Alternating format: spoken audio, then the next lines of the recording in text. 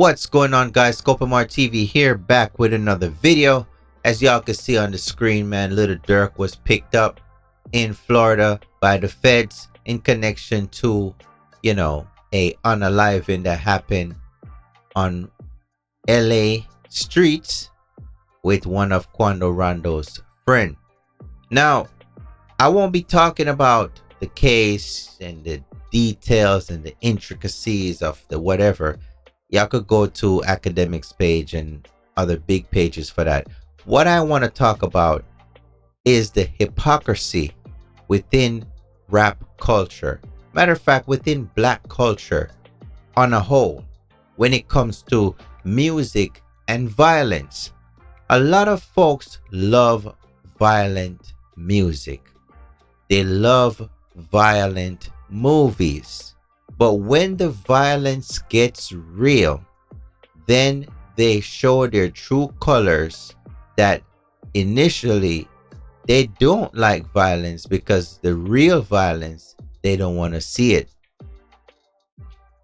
Everyone kept on nagging little Durk about sliding for his friend that was unalived by one of Quando Rondo's friend, little Timmy. Now, every time he'll post a picture of him and his kids hanging out, people go spamming his page. You're not sliding for Vaughn, which is his dead homie. You're not sliding for Vaughn. Over and over and over, because it was cool. It was cool to say that. But now that reality hits, that he did try to do what they say that he was supposed to be doing, right?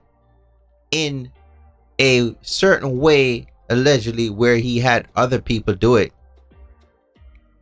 Now that he's gotten caught, people are like, oh man, can't believe they got Durk, man. I can't believe it, man. I can't be. Come on. A bunch of hypocrites. A bunch of hypocrites. These people live a lie every single day. At this point, I feel like these people that go around listening to violent music and that's not their life, they lie to themselves about anything. They'll lie to themselves that they're rich when they're actually not. Because at this point, you told somebody, hey, this is what you should do. You found out he did it. Then you're going to be like, oh, free my man Durk. Huh? So you're telling me it's 2024. There's Google. There's Bing. There's other websites you could Google the consequences, research the consequences of a homicide. And you guys act as if it's some type of a video game. Like he could respawn and come back as a character, as if it's some type of virtual world. Most of these people talking about sliding for Vaughn were under mainly DJ Academic's page, telling him that he should go ahead and commit, crimes in retaliation. I even saw a video where Wallow, who did 20 years in prison, was trying to encourage Durk not to pursue that route and forgive the people that took his homie out, to the point where Wallow was crying. Because in a sense, I feel like Wallow knew that no matter what he said, they were going to do it anyways, and he felt bad inside knowing what was going to go down. And that's crazy. It almost seems surreal, because the same thing happened with Young Thug. Wallow was trying to tell him, hey man, you guys are rich now. You guys don't have to be in that street life. Guess what? Now they're locked up. They're locked up. Little Durk is locked up. But going back to the hypocrites, everybody likes a good dope dealing song. Everybody likes a good unaliving song, talking about the switches, talking about pulling up on the ops, because it seems as if it's something sweet. It seems as if it's a video game.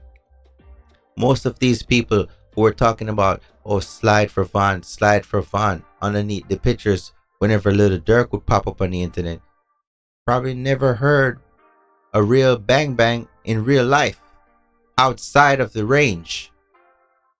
They never seen the consequences except for in the movies, which wasn't real.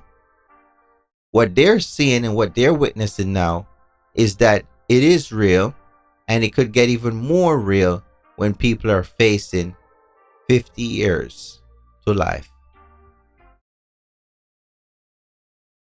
When it comes to modern day hip hop, I don't listen to a lot of these songs because I think it's just a waste of time. Same thing with like modern dancehall. I try not to listen to too much of these new music because there is no substance to it. If you're over a certain age, matter of fact, if you're in 2024 knowing the history of the world and you're still singing about taking out a fellow black man, then by all means, whatever consequences come your way, then you're just gonna have to live with the consequences, because we sung a lot of kumbaya all over the years, and at some point, man, we have to start to realize that it is not profitable to us as a people to take each other out. Sometimes, if you even dive deep into why people beef, it could be something so small, a word that was said that was misunderstood. But ego is a hell of a thing. Within my culture, within the Jamaican culture, every dancehall artist that I've seen for the past 5 years is a so-called bad man, aka gangster. Everybody believes that they're the top dog.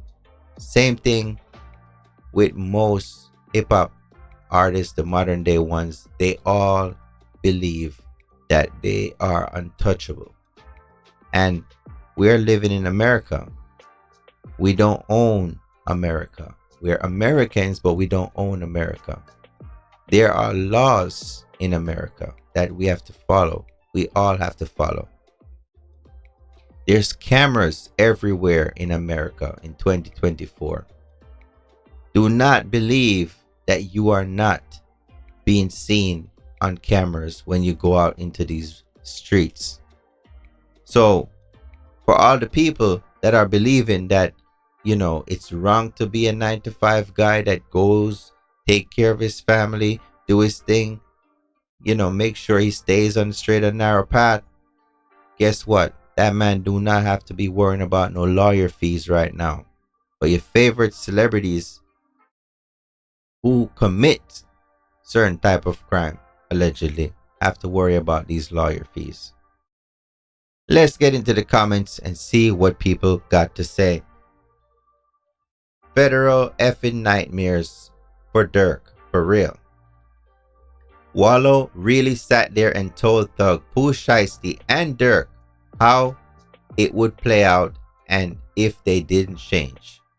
3 interviews he did with 3 different rappers, and all 3 of these rappers are now locked up. When a person that's been through something is telling you how it goes, what's the outcome, sometimes you got to listen and pick apart the good from the bad. If a man did 20 years in prison telling you he's seen the baddest of the baddest criminals come in prison, and when they get that sentence, all life left their body, there is no hope, and he tells you this while crying, at some point you would think that, you know what, maybe he's onto something. But what enables these young artists are the hypocritical fans that they have. These fans want to see bloodshed. They thrive on drama. They thrive on any type of dysfunction that doesn't have anything to do with them. Once this happened in Chicago, oh man, let it rain bullets.